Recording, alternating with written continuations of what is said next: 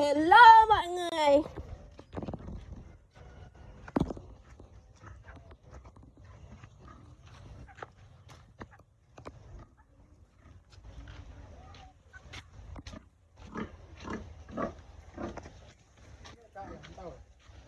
Cãi á, cãi làm sao đừng để nó đây nó rụng nó lách than.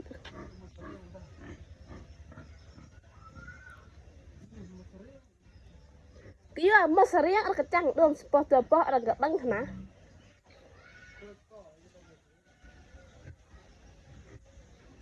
Tao làmប្រយោជន៍អត់អង្ការមកសៀបដាក់វាបាត់តtrời ơi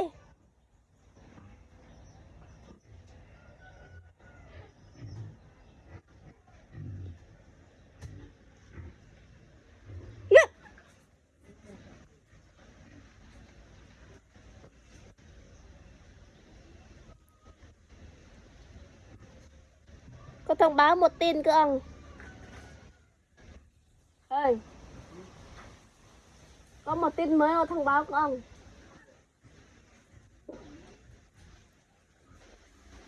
bà phone chắc ông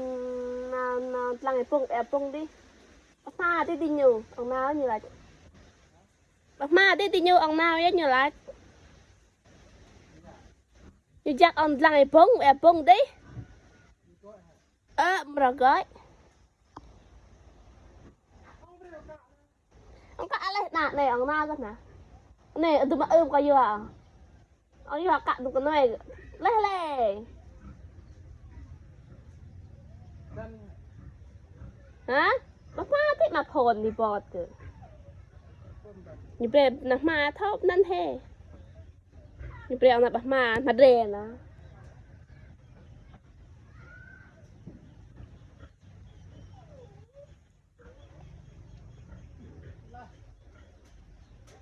hả